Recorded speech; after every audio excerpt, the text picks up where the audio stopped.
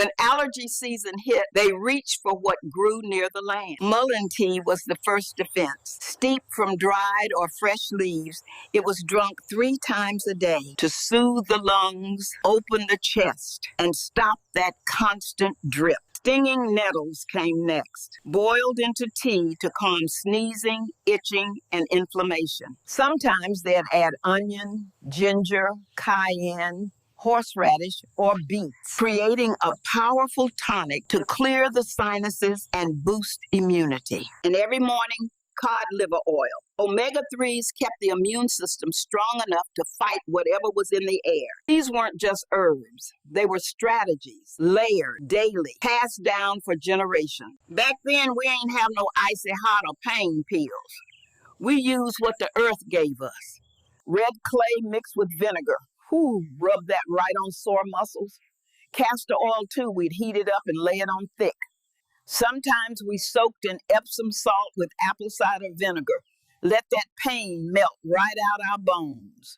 Didn't cost much, just patience and knowing what you're doing. When folks ran low on energy, they'd boil up a cherry tea bark tea. Strained, clear, sipped slow. It was nature's pick-me-up. Some added a splash of whiskey for kick, swearing it kept them out the doctor's office for decades. For cramps, for cycles, for balance, we had remedies. Before prescriptions, before diagnosis, we used teas, oils, and roots passed down through whispers. Black cohosh, one of the strongest.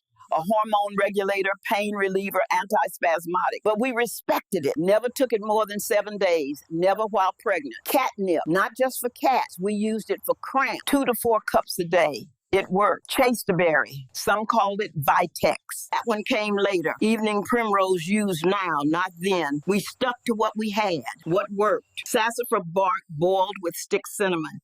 It wasn't just about stopping pain. It was about staying in rhythm with the body. Honoring the changes, surviving the shifts. 1 tablespoon of flaxseed oil a day helped ease the storm of menopause. We didn't call it menopause, we called it the change. We didn't have luxury, we had each other, and we had the land. These remedies gave us relief, respect, resilience, and that's why they didn't wait till it was a problem. Your bowels had to stay right. If you were backed up, Grandma had aloe vera gel scraped fresh from the porch plant, stirred into juice, taken before the sun came up. Or she'd soak 2 okra pods overnight in a jar and tell you, drink it before you talk to anybody. That slime wasn't nasty, it was medicine.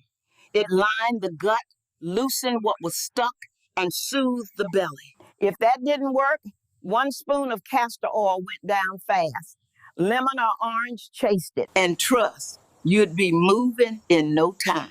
At night, they'd wrap your stomach in castor oil cloths, laid you down with a hot bottle, and said a quiet prayer. They didn't play about being regular. A stopped-up child was a sick child, they'll say. Constipation wasn't treated with pills. It was handled with plants. If your belly was stuck, the roots got it flowing. Back in the day, we didn't run to the drugstore for every stomach ache. We reached for what we had. Ginger tea or a slice of pickled ginger after meals to keep the belly calm. Peppermint tea twice a day to ease gas and bloating. A spoon of baking soda in water to neutralize the acid and settle the fire. For nausea, a cup of catnip, chamomile, or sage tea before or after eating would set you right. We kept pickled vegetables in the pantry, cabbage, beets, chow-chow, feeding the gut with good bacteria. And a spoon of apple cider vinegar in water, that was the daily tonic to keep everything moving and healthy. It wasn't fancy, but it worked. So that's why for swollen lymph nodes, the old remedy was simple castor oil, rubbed in daily to draw out the swelling. Another was poke root tincture, made from the root, aged in strong liquor, stored in the dark, and taken in tiny drops. They swore it cleansed the system and chased sickness clean out. Kidney stones? Our elders had a simple flush. Mix 1/4 cup lemon juice with 1/4 cup olive oil. Drink it down with a glass of water. Repeat 3 times daily for 3 days until the stones pass. Sometimes the strongest medicine is the simplest. That's why if you had, before there were hair masks in jars, we had the land. skin. Apple cider vinegar to wash away dandruff, castor oil to lock in moisture, prickly pear to soften every strand. Grandmama would pull the thorns, fry it slow, press the oil,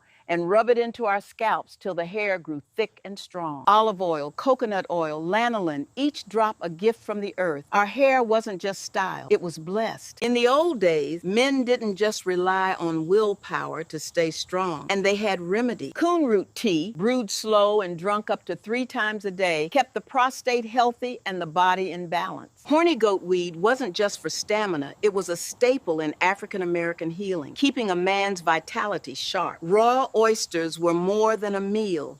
They were fuel for a man's nature. And saw palmetto? That was the go-to for easing the burden of an enlarged prostate. These weren't trends. They were traditions passed down to keep men strong for a lifetime. They would say the gallbladder grows stones when the body is heavy with fat and anger. To heal it, the elders turned to the bitter herbs: dandelion, yellow dock, black radish, artichoke. These plants kept the bile flowing, washing the stones smooth, easing the pain. A little lemon juice in warm water at dawn, a little ginger to stir the fire, simple ways to keep the stones from ruling the body. The remedy was always bitter, but bitterness brings release. Back then, when the mouth ached and the gums swelled, we didn't cry over it, we treated it with the land. A pinch of alum in water, rinse, and spit. That was the first defense for swollen gums. And if the pain stayed, Mama pulled out the garlic, raw clove right on the tooth,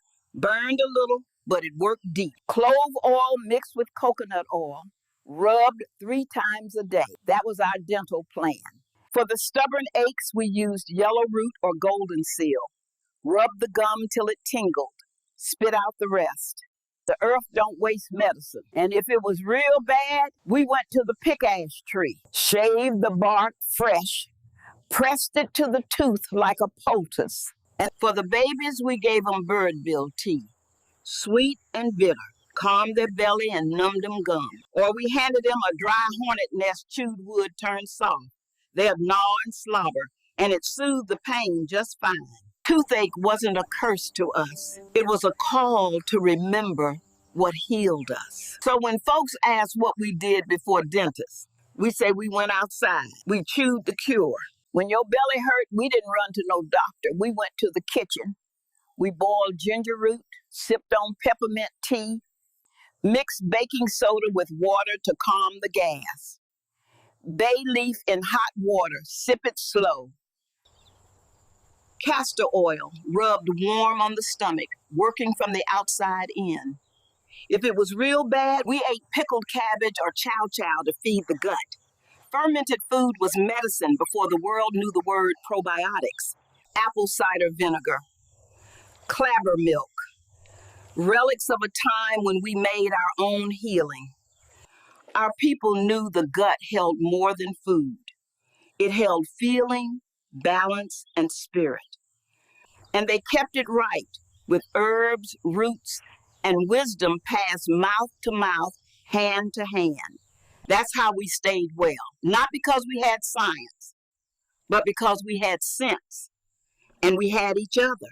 To keep the liver strong, they reached for what the land gave: dandelion root tea, leaves and all, to flush and restore. Yellow root, brewed and sipped through the week, was a staple in preventive care. Sassafras tea, rich, red, and earthy, often replaced coffee at sunrise. Beets were boiled for their sweet liquor, greens eaten for their power, and milk thistle, long used across the world, ground fine and steeped hot, was taken to shield the liver from harm. Together, these remedies formed a quiet defense, keeping the body clean, the blood pure, and the spirit ready for the day ahead. When our throats got scratchy, we didn't run to no pharmacy.